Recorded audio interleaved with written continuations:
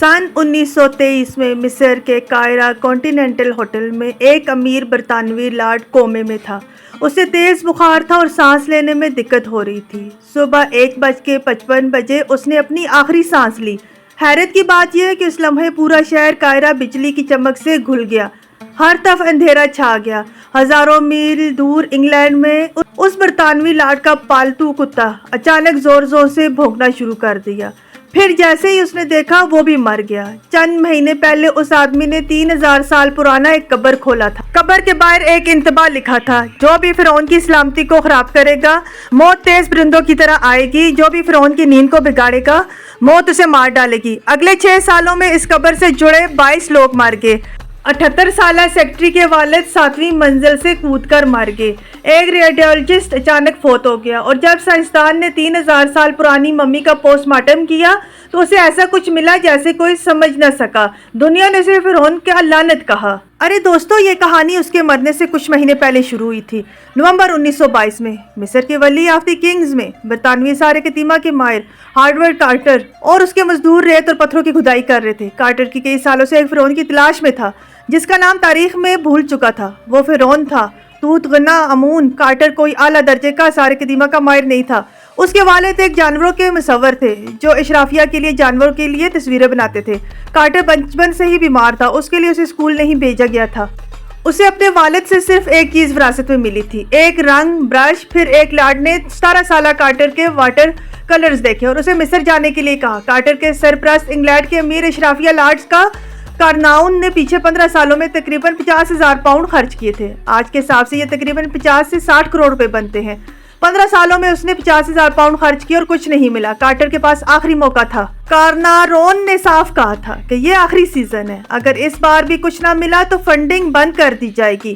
نومبر 1922 کو جب کارٹر اپنی کھدائی کی جگہ پہنچا تو وہاں ایک عجیب خاموشی تھی۔ اس کا فورمین نے بتایا کہ کھدائی کے دوران چٹان میں ایک سیڑھی کا قدم کاٹا گیا ہے۔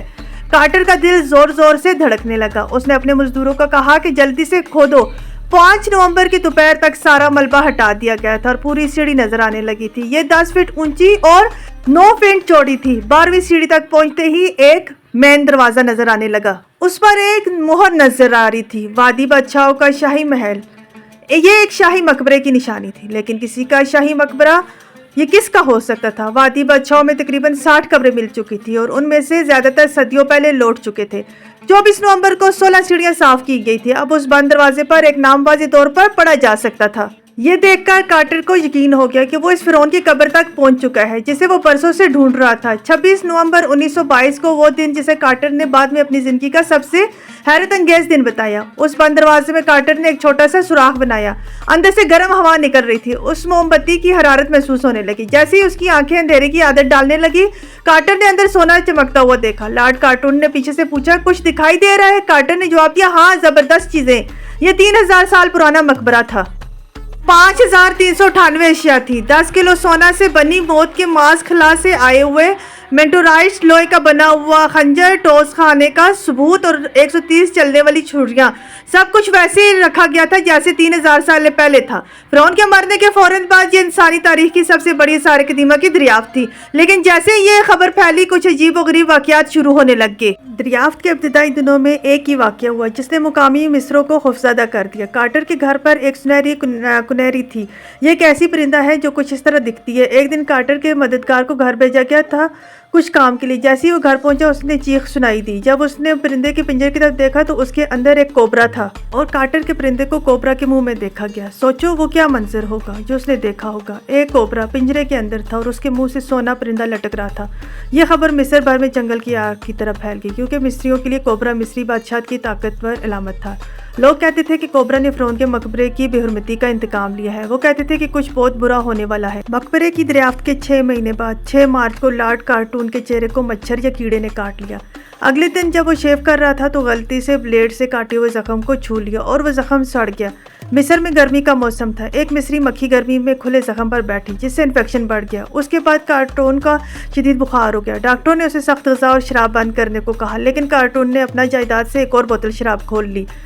5 اپریل 1923 کو قاہرہ کے کانٹیننٹل ہوٹل میں دوپہر 1:55 میں بجٹ لارڈ کارٹون کا انتقال ہو گیا۔ ان کی موت کے حالات اور بھی خوفناک تھے۔ اس کی موت سے 12 دن پہلے ناول نگار میری کوریل کا خط ڈیلی ایکسپریس میں شائع ہوا۔ اس خط میں اس نے کھل کر کارٹون کا خبردار کیا تھا۔ میں نے کہا تھا کہ اس کے پاس ایک نایاب کتاب ہے۔ کتاب کے مطابق جو بھی کسی مہر بند قبر میں داخل ہوتا ہے اسے سخت سزا ملتی ہے۔ ایک ناول نگار نے عوامی طور پر وارننگ دی تھی اور 12 دن بعد وہ شخص مر گیا۔ کارنارون کی موت کے وقت 2 واقعات پیش آئے جنہوں نے اس کہانی کو اور بھی شدت دی۔ کیا آپ کو یاد ہے کہ میں نے ویڈیو کے شروع میں بتایا تھا کہ پورے قاہرہ شہر کی بجلی چلی گئی تھی؟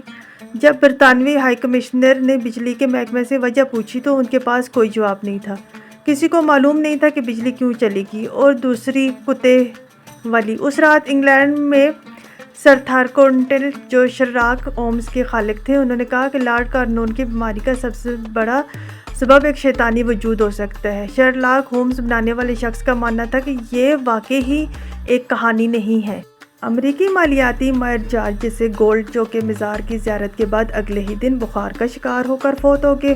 اخبار کا عنوان تھا فرعون کی ایک اور قربانی۔ برطانوی صنعتی کار جوئل ووول کو مزار دیکھنے کے بعد شدید بخار نے اپنی جان لے لی۔ سرخی تھی توت کی لعنت نے تیسری جان لے لی۔ لارڈ کارناؤن کی بنت بھائی اوبری ہربرٹ 6 مہینے کے اندر انتقال کر گئے۔ ریڈیالوجسٹ سر آرچیبالڈ ڈگلس ریڈ جنہوں نے ممی کا ایکس رے کیا تھا اچانک فوت ہو گئے۔ کارٹر کی اہم ٹیم کے رکن آرتھر میس، پروفیسر پریسیڈنٹ اور ٹائمز اخبار کے 2 اسسٹنٹ رپورٹرز بھی اس فہرست میں شامل تھے۔ Daily Mail, daily express, morning post. جب بھی کوئی مصری آثار قدیمہ کا ماہر یا میوزک کا افسر فوت ہوتا تو چاہے عمر یا بیماری کچھ بھی ہو، اخبار ہمیشہ یہ خبر دیتا کہ لعنت نے ایک اور شکار لے لیا۔ اس پوری کہانی کی سب سے بڑی تنزیہ یہ تھی کہ اس لعنت کو سب سے زیادہ پھیلانے والا آرتھر ویگر جو کہ روزنامہ اخبار کا خاص نمائندہ تھا، مصر میں بخار کی وجہ سے مر گیا۔ پھر ایک ایسا انکشاف ہوا جس نے سب کو حیران کر دیا۔ 1925 میں جب توت عنخ آمون کی ممی کا پوسٹ مارٹم کیا گیا، ڈاکٹر ڈگلس ڈیری نے اس کی گال پر ایک گول نشان پایا۔ یہ نشان بالکل اس جگہ تھا جہاں کیڑا لارڈ کارنون کو کاٹ چکا تھا۔ وہی جگہ، وہی گال، 3000 سال پرانی ممی پر ایک ایسا نشان تھا جو زندہ شخص کے چہرے پر موجود نشان سے میل کھاتا تھا۔ اس کے بعد اخبارات پاگل ہو گئے۔ دی مارننگ پوسٹ نے بڑی سرخیاں چھاپی، ڈیلی میل، ڈیلی ایکسپریس، سبھی نے یہی خبر شائع کی کہ یہ خبر دنیا بھر میں گردش کرنے لگی۔ توت عنخ آمون کی قبر پر ایک قدیم لعنت تھی۔ جو بھی اس قبر کو بے آرام کرتا اسے صرف موت ملتی۔ در حقیقت توت عنخ آمون کے ماں باپ بہن بھائی تھے۔ ہاں، آپ نے صحیح سنا۔ اس لعنت کو سمجھنے کے لیے پہلے ہمیں جاننا ہوگا کہ توت عنخ آمون کون تھا اور اس کی قبر 3000 سال کیسے بچی رہی۔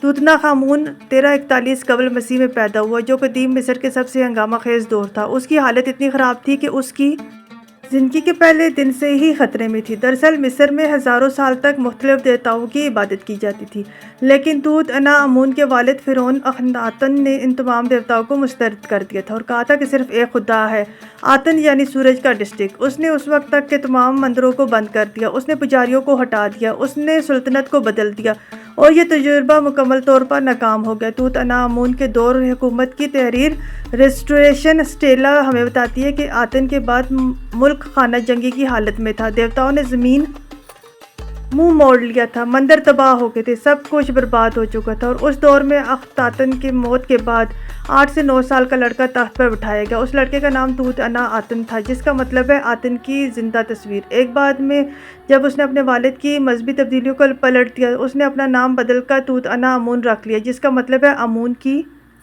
زندہ تصویر۔ اس کی حکومت بہت کم عرصے تک رہی، بہت کم، کیونکہ توت عنخ آمون صرف 18 یا 19 سال کا تھا جب وہ فوت ہو گیا۔ ایک پروفیسر نے اس کی کھوپڑی کا ایکس رے لیا اور پچھلے حصے میں ایک سیاہ دھبا دیکھا۔ یہ شاید اس کے سر کے پیچھے چوٹ کی وجہ سے ہو سکتا تھا۔ بہت سے لوگوں نے سوچا کہ اسے قتل کیا گیا تھا، لیکن اصل کہانی اس سے بھی زیادہ پریشان کن تھی۔ مصر کے شاہی خاندان میں قریبی رشتہ داروں کے درمیان شادی عام تھی۔ لوگ اپنے بھائی بہنوں سے شادی کرتے تھے اور یہ کئی نسلوں تک چلتی رہی۔ جیسا کہ آپ نے کلاس میں پڑھا ہوگا کہ زیادہ قریبی رشتہ داری کی وجہ سے جنیاتی مسائل پیدا ہو سکتے ہیں۔ توت عنخ آمون کو پاؤں میں خرابی تھی، اس کے پیر بہت مڑے ہوئے تھے۔ اس اسکرین پر جو تصویر ہے وہ اس خرابی کی کچھ مثالیں ہیں۔ توت عنخ آمون اتنا بیمار تھا کہ وہ بغیر سہارا لیے ایک قدم بھی نہیں چل سکتا تھا۔ اس کی قبر میں 130 واکنگ اسٹکس تھی۔ اس کو لر بیماری بھی تھی، جو ہڈیوں کا ایک ایسا مرض ہے جس میں شدید درد ہوتا ہے۔ جب سائنسدانوں نے اس کی ممی کی تحقیق کی تو ملیریا کے ثبوت بھی ملے۔ آج ماہرین کا ماننا ہے کہ توت عنخ آمون کی موت ان سب وجوہات کے مجموعے کی وجہ سے ہوئی تھی۔ وہ اپنی نسل میں اتنا غیر اہم فرعون تھا کہ اس کے بعد آنے والے بادشاہوں نے اس کا نام ریکارڈ سے مٹا دیا۔ یہی وجہ تھی کہ اس کی قبر چوروں سے محفوظ رہی۔ کسی کو معلوم ہی نہیں تھا کہ وہ کہاں موجود ہے۔ 3000 سال تک دنیا نے اس کا نام بھلا دیا تھا، لیکن توت عنخ آمون دوبارہ زندہ ہوا 1922 کے بعد۔ اس کا نام دنیا میں اتنا مشہور ہوا جتنا وہ پچھلے 3000 سال میں کبھی نہیں ہوا تھا۔ اس نے اپنی وراثت پوری کی، جو کچھ بھی نہیں اب تک اس ویڈیو میں آپ کو بتایا۔ 22 موتیں، بے ہوشی کے واقعات، مرے ہوئے فرعونز اور ایک زندہ شخص کے چہرے پر ایک نشان، یہ سب ایک ہی بات کی طرف اشارہ کرتے ہیں۔ اگر میں یہاں ویڈیو ختم کر دوں تو آپ بھی یقین کر سکتے یہ لعنت واقعی تھی، لیکن اب میں آپ کو کچھ ایسا بتانے جا رہی ہوں جو سارا قصہ بدل دے گی، اور جو میں تمہیں بتانے والی ہوں وہ اس لعنت سے کہیں زیادہ چونکا دینے والا ہے۔ کیا تمہیں وہ تحریر یاد ہے وہ جو کہتی ہے کہ جو بھی فرعون کی نیند میں خلل ڈالے گا موت اسے اپنے پروں میں لے جائے گی؟ اخباروں میں دعویٰ کیا گیا تھا کہ قبر کے دروازے پر ایک مٹی کی تختی تھی جس پر یہ لغت لکھی ہوئی تھی، اور انہوں نے کہا کہ کارٹر نے اسے ریکارڈ سے ہٹا دیا تھا کہ مصری مزدور خوف سے بھاگ نہ جائیں۔ لیکن حقیقت میں جب ماہرین نے اس تحریر کو غور سے پڑھا، انہوں نے کچھ عجیب بات پائی۔ لکھا ہوا تھا متن قدیم مصری زبان جیسا نہیں لگ رہا تھا، یہ لفظ میری کوری کے تھے نہ کہ قدیم مصر کے، اور یہی بات ثابت ہوئی۔ دراصل یہ کہانی ایک شوقیہ ماہر اثار قدیمہ نے اخبارات کو دی تھی، نہ کہ کسی پیشہ ور مصر شناس نے۔ کئی دہائیوں پر سچائی سامنے آئی۔ قبر کی سیکیورٹی کے سربراہ رچرڈ ایڈمسن نے اعتراف کیا ہے کہ جب کھدائی جاری تھی، ایک صحافی نے لعنتوں کے بارے میں پوچھا تھا۔ انہوں نے کہا کہ انہیں وہاں کوئی تحریر نہیں ملی، لیکن اس نے کھیل میں شامل ہونے سے انکار نہیں کیا اور ہلکی سی مسکراہٹ کے ساتھ خوشی خوشی اس لعنت کی کہانی کو پردے میں چھپنے دیا۔ ایک مسکراہٹ، بس ایک مسکراہٹ۔ سوچو تو صحیح، دنیا کی سب سے مشہور لعنت ایک رپورٹر کی تخلیق اور ایک ٹیم کی خاموشی سے جنم لیتی ہے۔ سچ یہ ہے کہ یہ تحریر کہیں بھی موجود نہیں تھی، یہ بالکل جعلی تھی۔ 1933 میں جرمن ماہر مصر شناسی پروفیسر اسٹائن ڈورف نے اس واقعے سے جڑی تمام ہلاکتوں پر ایک چھوٹا سا رسالہ شائع کیا۔ ہر موت کے پس منظر کی جانچ پڑتال کے بعد اس نے نتیجہ نکالا کہ ان میں سے کسی بھی موت کا آپس میں کوئی تعلق نہیں تھا، اور قبر کے کھلنے کے علاوہ کچھ سائنسی وضاحتیں بھی تھیں۔ 1963 میں قاہرہ یونیورسٹی کے ڈاکٹر ازلیلا طہا نے ماہرین اثار قدیمہ اور میوزیم کے ملازمین کا معائنہ کیا اور پایا کہ بہت سے لوگ ایک دوسرے سے متاثر تھے۔ یہ فنگس ہزاروں سالوں سے ان قبروں اور میموں میں زندہ رہا تھا۔ ان سے متاثر ہونے کے بعد کسی کو بھی سانس کی نالی میں سوجن نظر نہیں آئی، لیکن ڈاکٹر نے کہا کہ اینٹی بائیوٹکس کا استعمال بیماری کا علاج ہو سکتا ہے۔ دوسرے الفاظ میں یہ لعنت اس وقت ختم ہو سکتی تھی اگر اینٹی بائیوٹکس استعمال کی جاتی، لیکن یہاں بہت سارے حیران کن واقعات ہوئے۔ جب ڈاکٹر طہا نے پریس کانفرنس دی تو کانفرنس کے فوراً بعد وہ کار حادثے میں جہاں بحق ہو گئی۔ یہ بھی بہت دلچسپ بات ہے، جس شخص نے اس لعنت کو بے نقاب کیا وہ بھی مر گیا۔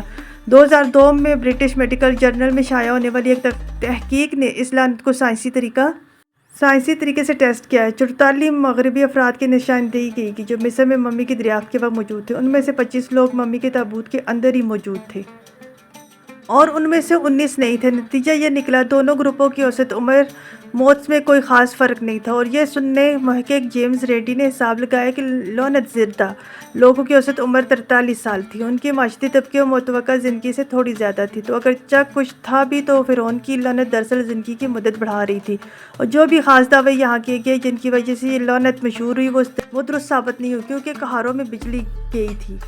ڈاکٹر جوائس ٹائلڈز، جو کہ ایک ماہر قدیم مصر تھے، نے اپنی کتاب میں لکھا کہ 1920 کی دہائی میں قاہرہ میں بجلی چلی جانا معمولی کی بات تھی، یہ مخصوص اتفاق تھا، اسی لمحے بجلی چلی گئی۔ قانون کے کتے سوزی کا مرنا بھی ایک اتفاق تھا، اور اصل وقت بھی معلوم نہیں تھا۔ سوزی دوپہر 4 بجے مر گئی تھی، 1:55 ہوا، جو انگلینڈ میں تقریباً آدھی رات کے وقت تھا، نہ کہ صبح کا وقت تھا۔